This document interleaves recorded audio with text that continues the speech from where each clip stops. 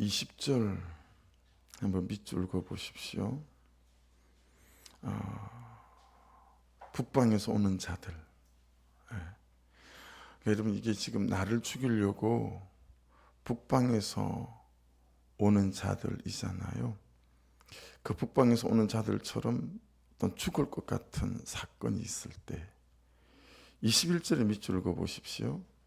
21절에 보시면 너의 친구 삼았던 자를 그가 내 위에 우두머리로 세우실 때에,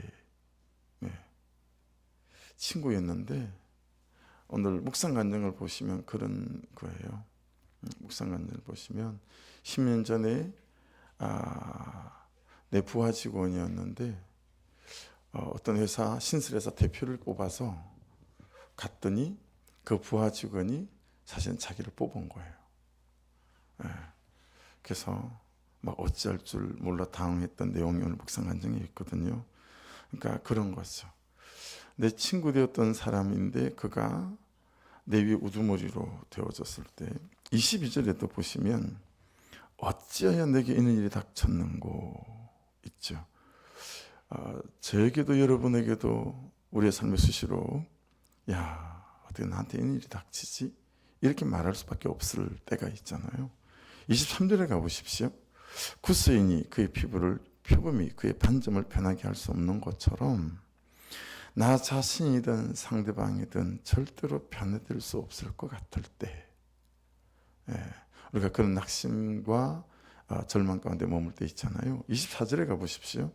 내 현실이 사막 바람에 불려가는 금불같이 흩어질 때, 요즘에 혹시 그런 때십니까? 아니면 최근에 그런 때를 지나셨습니까? 어떠십니까? 26절에 가보시겠어요? 두 번이나 반복되고 있어요. 이게 지금 내 치마가 내 얼굴에까지 돌쳐서, 이게 여러분 어떤 거죠? 마치 겁탈당하는 것처럼 하나님께서는 우리를 신부로 표현하시기 때문에요. 사실은 남유다가 그렇게 되어진다는 얘기고 하나님의 자녀들이 그렇게 되어진다는 얘기 아니겠어요? 막 쳐들어와서 아수르든 이제 남유다에게는 바벨론이든 내 치마가 내 얼굴에까지 돌쳐져서 이런 수치를 당할 때, 여러분 이때 우리에게 꼭 필요한 게 뭘까요? 지금 6개를 말씀드렸어요. 20절, 21절. 이런 일이 우리 가운데 당하게 될 때 우리에게 꼭 있어야 될 거, 꼭 필요한 거 뭘까요? 정말 차라리 죽는 게 낫겠다 싶을 만치 어려운 처지에 있고 나 자신에 대하여 실망되고 그냥 내가 싫은 거죠. 그냥 콱 어떻게 됐으면 좋겠다. 이런 어떤 절망이 찾아오는 이런 때에 우리에게 꼭 필요하고 꼭 있어야 될 게 뭘까? 그런 나 자신을 살리고 이런 현실을 이기게 하고 오히려 더 깊고 넓고 높은 품이 있는 사람으로 만들어서, 품이요, 품. 이게 품. 은강생신 꿈도 못 꾸었던 영혼을 살리고 사람을 세우는 사람으로 나를 바꿔놓게 하는 거. 그게 뭘까요? 이제 믿음이에요. 근데 그냥 믿음이 아닙니다, 여러분. 이런 내가, 이 일이 징계처럼 보이는 이 사건들조차도, 이런 현실들조차도 나를 향하신 하나님의 구속사 안에 있다는 믿음이에요. 이게 너무 달라요. 그냥 믿음하고 이 사건이, 이런 내가, 이런 현실과 형편이 나를 향하신 하나님의 구속사 안에 있다는 믿음, 이건 너무 달라요. 여러분, 잘 싱킹해 보셔야 합니다. 이건 굉장히 큰 주제이기 때문에요. 내가 하나님의 구속사 안에 있다라는 믿음이, 이 현실이, 이 사건이, 이 수치스러운 어떤 삶의 한 장면들이 하나님의 구속사 안에 있다는 믿음이 내게 있게 될 때 가장 크게 달라지는 게 뭘까요? 가장 크게 달라지는 거. 이 주제 하나가, 이 포인트 하나가 이걸 깨닫고 깨닫지 못하는 데 따라 너무 많이 달라지거든요. 아니, 내가 하나님의 구속사 안에 있다고 하는 믿음이 내게 있을 때 정말 놀랍게 달라지는 게 있어요. 그게 뭘까? 해석입니다. 해석이 달라집니다. 예. 나에 대한 해석이 달라지고요, 내 인생에 대한 해석이 달라지게 되어져 있습니다. 야, 나한테 왜 이런 일이 생기는 거야? 이렇게 해석되어지는 거하고, 하나님 또 이 일을 통해서 나에게 무엇을 말씀하시는 거죠? 이건 완전한 다른 해석으로 갈 수 있고, 내 인생이 여러분 완전한 다른 길로 갈 수 있어요. 예를 하나 들어볼게요. 요셉의 형들이 애굽으로 가는 상인에게 은 30냥에 요셉을 팔았어요. 그렇죠? 노예 수레에 실려가는 요셉을 뒤에서 형들이 바라보는 거예요. 이렇게 보면서. 여러분, 형들끼리 뭐라고 했을까요? 너무 꼴보기 싫었잖아요, 요셉이.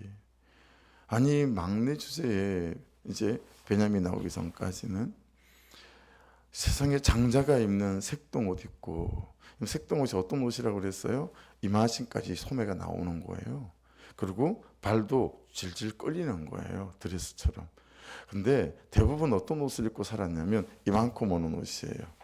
단출한, 일하기에 딱 좋은 옷. 근데 요셉은 이런 옷을 아버지가 입혔어요. 야곱이. 일하지 말라는 거예요. 야, 넌 일하지 말고 그늘에서 쉬어. 그러니까 다 형들이, 식구들이 일하는데 요셉만 그늘에서 쉬는 거예요. 냉수 마시면서. 그러니 여러분, 얼마나 꼴보기 싫었겠어요. 그런 동생을 이제 자기들 계획대로 죽일 것처럼 미운데 팔았어요. 그리고 노예 수레에 실려서 이제 막 팔려가고 있는 거예요. 그럼 그때 요셉 형들이 뒤에서 무슨 마음이 들었겠어요?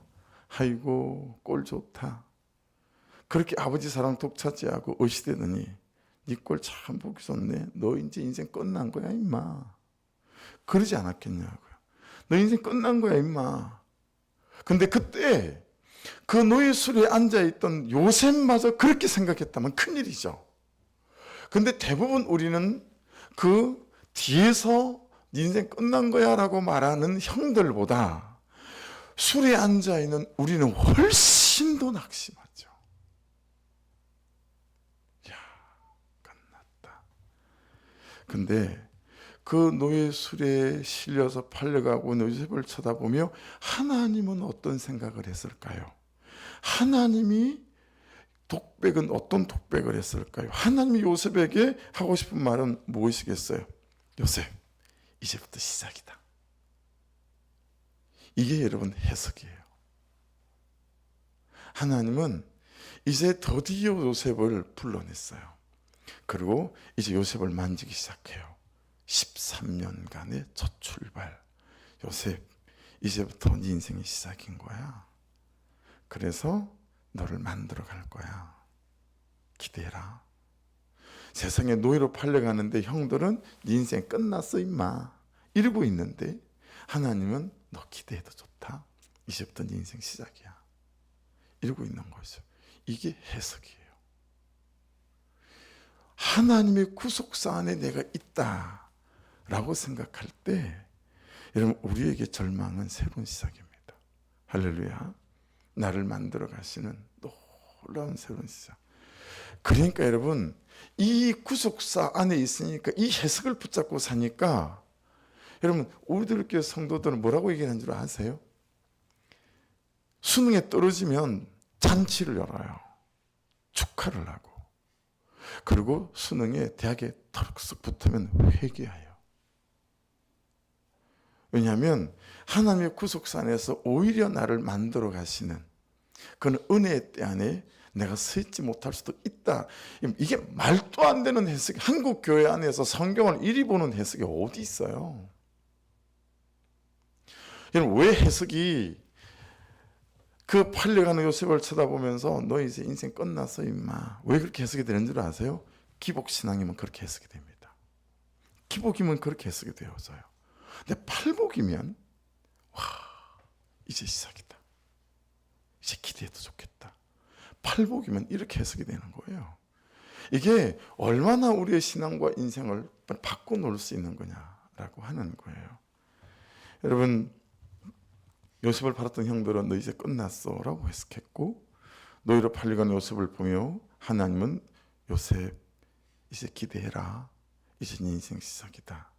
그러니 요셉을 바라보는 그 하나님의 시선을 우리가 가져와야죠. 여러분에게 우리가 오늘 본문에 나왔던 이런 일들이 있을 때마다 어떻게 해석해야 돼요? 이제 시작이다. 이제 기대해도 좋다. 여러분, 이런 구속사적 해석을 통하여 그 모든 절망을 발 아래 무릎 꿇리고 모든 인생의 현실에 펼쳐지는 낙심을 여러분 발로 밟고 일어설 수 있는 은혜가 있기를 주의 이름으로 축복합니다. 기복신앙은 맨날 그것의 종이 됐어요. 그것의 노예가 됐어요. 심지어 여러분 교회 안에서 우리가 어떻게 바라보죠? 잘 되면 와 복받았다. 그리고 참 새벽을 깨우는 집사님이고 누구보다도 헌신하는 것 같은데 여러분 자꾸 인생이 꼬꾸라지는 것처럼 보이면 우리는 어떻게 해요? 우리가 모르는 죄가 있나 봐. 이게 얼마나 사단이 원하는 시선이고 해석이냐라고 하는 거예요. 우리는 이 올무에 묶여서 평생을 신앙생활을 한 거예요. 여러분, 우리는 일생 요셉의 형들의 해석을 내 해석으로 붙잡고 살았어요. 기복신앙은 이런 해석할 수밖에 없습니다. 이제 우리는 하나님의 해석을 내 해석으로 가져오기를 이 새벽에 주의 이름으로 축복합니다. 이 하나님의 해석이 나에 대한 해석이 되어서야 합니다. 이 하나님의 구속사의 해석의 정점에 있는 우리의 마음가짐, 고백, 믿음, 결단, 선택, 이걸 붙잡는 게 우리가 하고 있는 고백 중에 어떤 고백이에요? 하나님만 보고 가겠습니다 라는 거죠. 주인 마님이 종에게 노예에게 몸을 요구를 하는 거예요. 야, 너랑 나랑 동침하자. 요셉에게. 근데 요셉이 말씀을 지키느라 거절했어요. 야, 이런 남자가 이 땅에 몇이나 될까? 유혹을 이겨냈는데 지하가 목인 거예요. 얼마나 요셉이 할 말이 많겠어요. 그때 요셉이 무엇이라 말하며 그 어목한 2년의 지하 감옥 생활을 했을까? 하나님, 저 하나님만 보고 갑니다 라는 거죠. 하나님, 저 하나님만 보고 갑니다. 구속사적 해석이 되면 이렇게 하고 인생을 걸어갈 수 있어요. 이런 10월 한 달이 이 구속사의 해석으로 걸어가는 저와 여러분의 인생의 걸음 되시길 주의 이름으로 축복합니다. 하나님, 저 형들의 죄를 보면서 억울해하고 분노하고 이를 갈며 원수 갚을 때를 기다리며 살지 않고요. 형들은 이 보디발의 아내는 살아계신 하나님께 맡기고요. 저는 다만 저의 죄만 보고 묵묵하게 이 길을 걷겠습니다. 이게 여러분 요셉이 구속사 해석이 되니까 이렇게 되는 거 아니겠어요? 그렇죠? 구속사 해석이 되니까 내 죄만 보고 가는 거예요. 그의 죄를 옳고 그름으로 따지지 않는 거예요. 여러분에게 구속사 해석이 있는지 없는지를 잘 살펴보셔야 합니다. 지금 내가 하고 있는 선택과 결단은 과연 구속사의 해석이며 결단인가? 아니면 이건 속 빼내고 기복적 신앙 안에서 죽일 듯 살릴 듯 그렇게 내 잘남을 따지고 그의 잘못됨을 따지고 이러며 성경과 반대로 가는 삶을 살고 있지 않은지 봐야겠죠.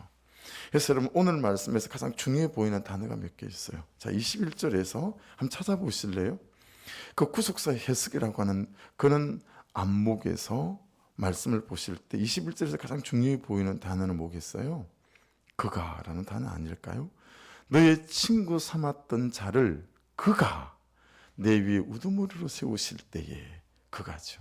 구속사 안에서 여러분 때때로 하나님은 이렇게 우리를 그를 내 우두머리 위에 세울 수 있어요. 24절에도 있어요. 뭐겠어요? 내가죠. 그러므로 내가 그들을 사막 바람에 불려가는 금불같이 흩트리로다. 여러분 사막에 금불같이 불려가는 거 우리 현실이 그렇게 되어지고 그 현실이 그렇게 되어질 때 와 이거 죽을 것 같잖아요. 근데 뭐가 있어요? 내가 하나님의 구속사 안에서 여러분 25절에도 있어요. 여호와의 말씀이니라 이는 너의 몫이다. 오늘 말씀을 보면 그들을 회개치 않은 것에 대한 몫을 받아들게 되죠. 근데 이는 내 몫이다. 내가 헤아려 정하여 내게 준 분것이니 너무 잘 따냈어요. 판사가 땅땅땅 이 정도가 아니고 그 법조항 가지고 따진 정도가 아니고 너무 나를 잘 살피고 세세히 들여다보시고 내 의도와 감정과 중심에 품었던 모든 마음을 전부 다 헤아려 보셔서 그에 합당하게 너에게 준 구속사에 맞춘 네 분깃이다. 내가 나를 잊어버리고 거짓을 신뢰하는 까닭이란 분깃이라는 거예요. 그런데 그게 내가요. 하나님의 구속사 안에서 나를 돌이키시려고 하는. 마지막으로 26절에도 있어 보이지 않으세요? 그러므로 내가 너의 치마를 너의 얼굴에까지 들쳐서 내 수치를 드러내리라. 이것 또한 구속사 안에서 하나님께서 우리를 다루시는 그런 일들임을 알 수 있죠. 여러분, 이렇게 하나님께서 우리를 하나님의 구속사 안에 두시는 이유가 오늘 본문에 나오죠. 27절을 보시겠어요? 내가 너의 간음과 사악한 수리와 들의 작은 산 위에서 내가 행한 음란과 음행과 가증한 것을 보았노라 하였을진저 밑줄입니다. 예루살렘이여 내가 얼마나 오랜 후에야 정결하게 되겠느냐 하시니라. 예. 여러분, 고난의 의미를 깨닫지 못하는 것이 가장 큰 고통이에요. 고난이 해석되지 않는 거예요. 사건이 해석되지 않는 거예요. 예. 여러분, 사건이 왜 해석되지 않을까요? 내 죄가 보이지 않을 때 사건은 해석되지 않습니다. 그래서 내 죄를 보라고 말씀드리는 겁니다. 그래서 내 죄를 보아야 사건의 실마리가 풀려가기 시작합니다. 옳고 그름으로 따져서 그로부터 내 사건, 내 인생의 사건을 해석하려고 하면 아무것도 되지 않습니다. 나로부터 모든 내 삶에 일어난 문제는 내 죄를 보고 나로부터 실마리를 풀어나갈 때 풀려가기 시작한다 라고 하는 거죠. 여러분, 고난의 의미를 깨닫지 못하는 가장 큰 고통, 내 죄가 보이지 않는 가장 큰 고통에서 저와 여러분이 자유케 될 수 있기를 주의 이름으로 축복합니다. 여러분, 고난의 의미가 깨달아지지 않는 거예요. 그러니 해석되지 않는 거죠. 그렇죠? 해석이 안 되는 이유는 뭘까요? 나를 향하신 하나님의 구속사의 사랑을 믿는 믿음이 없기 때문에 그렇습니다.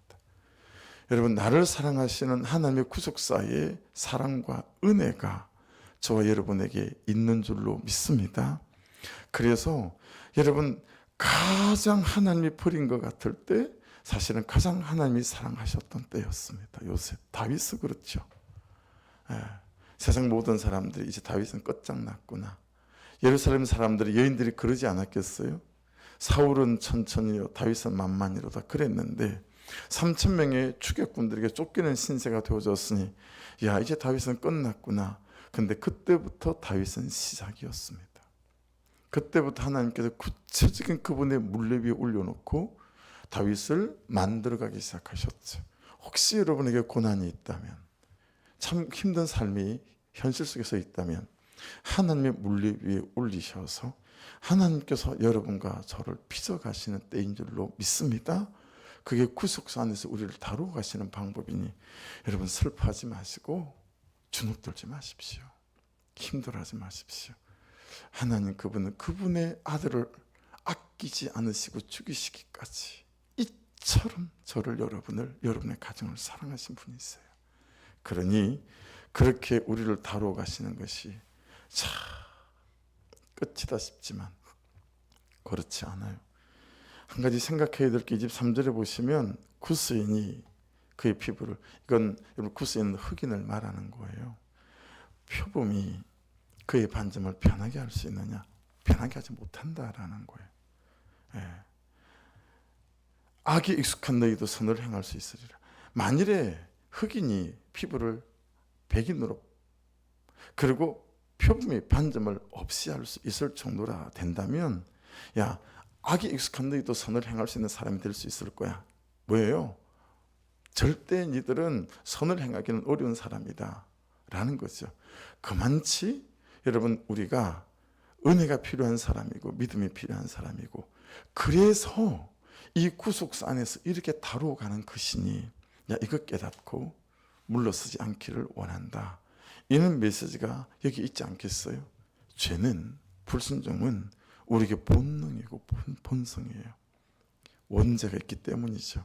그래서 우리에게 근본적인 연약함과 악함이 있습니다. 여러분, 다른 사람에 대해서 제발 너무 선하게 요구하지 마세요. 다른 사람에 대해서 제발 너무 착하게 요구하지 마세요. 그냥 그 사람은, 나는 본능적인 우리는 악함과 죄가 있는 원죄를 갖고 있는 인간들이에요. 그게 우리에 대한 정확한 이해예요. 여러분, 내가 얼마나 잘났고 얼마나 선하길래 그렇게 상대방에 대해 선함을 요구하고 상대방에 대해 옳음을 요구합니까? 그러지 말라는 거예요. 야, 니네들은 그냥 생겨먹길 그렇게 안 생겨먹었어. 그냥 악할 수밖에 없는 존재인 거야. 은혜 없으면, 십자가의 보혈이 없으면 어떤 방법도 없는 존재라고 지금 이렇게 누누이 말씀하고 계신 거예요. 그래서 내가 구속사 안에서 이렇게 다루어 가는 것이니, 참 살아계신 하나님만 보고 가겠습니다. 내 죄만 보고 가겠습니다. 라고 할 때 너에게도 소망이 생기고 그에게도 소망이 생긴다라는 거예요. 그래서 여러분, 수치가 드러나는 사건이 있을 때, 인생 이런저런 어려움과 눈물이 있게 될 때 절대 도망갈 사건이 아니고, 여러분, 나를 정결케 하시는 내 수치를 드러낼 회개할 사건인 줄 믿고, 이 본문 해설이 이렇게 되어져 있어요. 본문 해설에 읽어보시면. 그래서 하나하나의 수치가 드러나는 사건들을 회개할 사건이라고 믿고 해결로 나가게 될 때, 하나님의 구속사 안에서 우리를 참 요셉으로 요셉을 만들어 갔듯이, 다윗이 광야에서 만들어졌듯이, 여러분, 하나님의 물리라고 하는 이 고난 위에서 저와 여러분이 만들어져 가는 놀라운 은혜가 있게 될 줄로 믿습니다. 기도하겠습니다.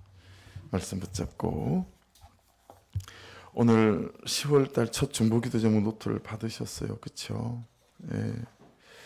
제일 처음에 있는 게 성경 이전을 위한 기도니까 여러분 이 아침에 같이 한번 기도해 주셨으면 좋겠어요. 어제 한 교회에서 또 보고 가셨어요. 너무너무 하고 싶어 하셔요. 그래서 목사님 오늘이나 내일 안에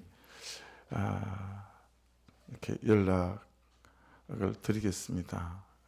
그리고 가셨어요. 그래서 이게 3층은 사택으로 좀 약간 개조하시고, 1층은 우리 공간 만들어낸 거 없애고 카페로 만들어서 1층은 그냥 이렇게 임대 주고, 그렇게 쓰실 생각을 갖고 계신 것 같아요. 그래서 여러분 기도해 주십시오. 우리 교회 이전에 대한 타이밍이 아니라 들어올 교회에 대한 타이밍 우리가 기도하고 있었잖아요. 간섭해 주셔서 들어올 교회도, 우리 교회도 하나님의 계획 안에서 걸어갈 길을 잘 걸어갈 수 있게 해달라고 충고 부탁드리고, 오늘 영적 정에서 승리하게 하소서. 제목만 말씀드리면, 오히려 이때가 차고 넘치는 붕의 때가 되게 하소서. 이전과 리모델링과 전도를 위한 재정에 차고 넘치는 은혜를 주소서. 올리아카 볼살레 같은 처지게 시공업자와 하나님의 사람들을 붙여주소서. 진입로 문제, 그 다음에 주변 모든 사람들을 동력적으로 붙여달라는 기도 제목들.